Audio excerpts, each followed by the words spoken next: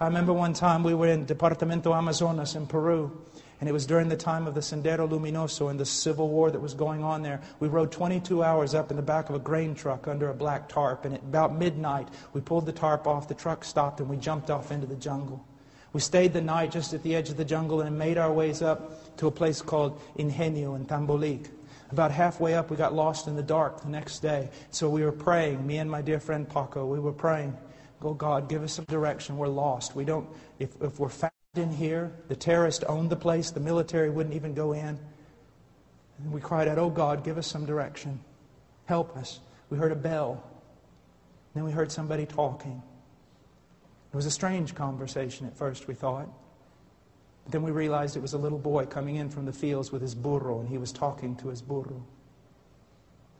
And so we got behind him and we followed, and then we stood on the edge of the town, little village, huts, adobe homes.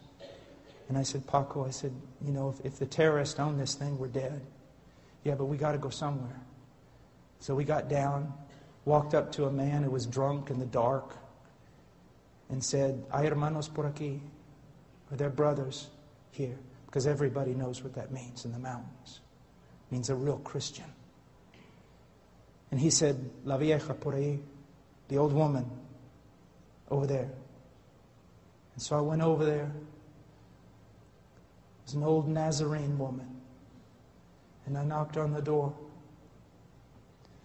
I said, "I am an evangelical pastor. Please help me."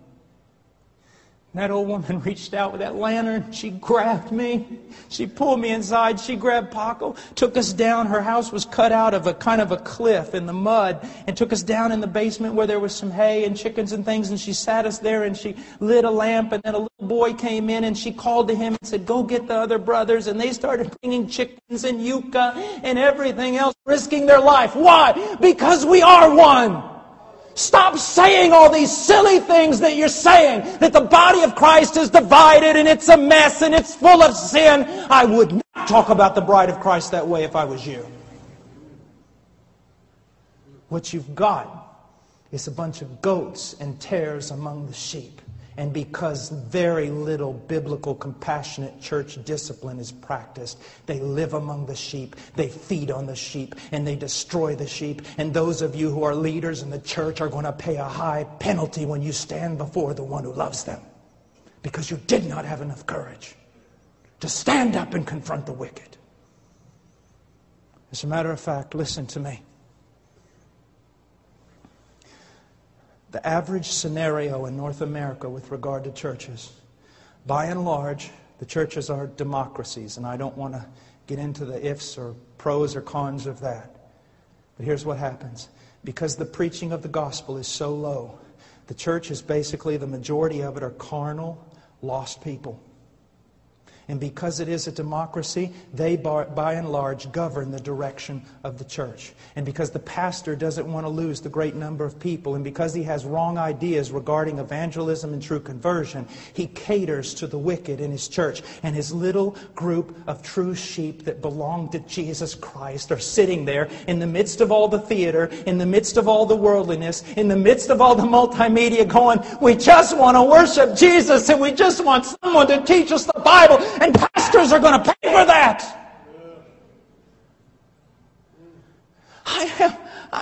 It's true. It's just true.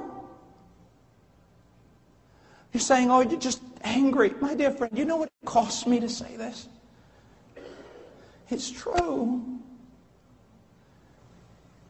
Trying to keep together a bunch of wicked people while a little flock in the midst of them are starving to death and are made to go in directions they don't want to go with the carnal majority. Listen to me. If my wife was at Walmart late one night and you walked by as a man and you saw that 2 men were abusing her, 3, 4, 5, 10 men were abusing her and hurting her, and you put your head down in the name of self-preservation and you walked by, I want to tell you something, my friend. I will not only look for those 10 men, I will look for you. It is the bride of Christ, and she is precious to Him. It's going to cost you to serve Jesus. It could cost you your church, your reputation, and your denomination, absolutely everything. But the bride of Jesus Christ is worth it.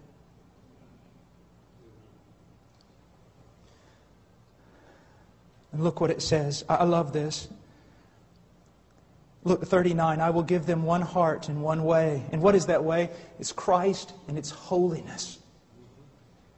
Every true believer I've ever met spoke much of Christ and had a longing desire to be more holy than they were. More conformed to Christ. And look, I will give them one heart and one way, that they may fear me always, for their own good and for the good of their children after them. Oh, what a text that is. But let's just go on really quickly. I will make an everlasting covenant with them, that I will not turn away from them to do them good. Now, we just read this and so many people who are wicked, who are lost, they just go to church on Sunday, they hear this verse, yes, God has made an everlasting covenant with me. He will never turn away from me, never, never. I'm secure because of God's grace. But they fail to read the second part. And look what it says, I will make an everlasting covenant with them, that I will not turn away from them to do them good.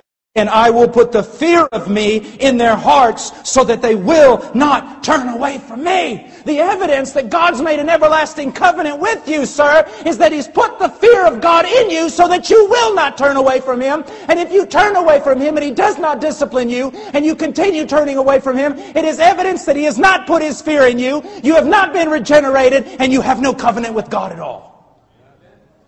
Oh, it's true.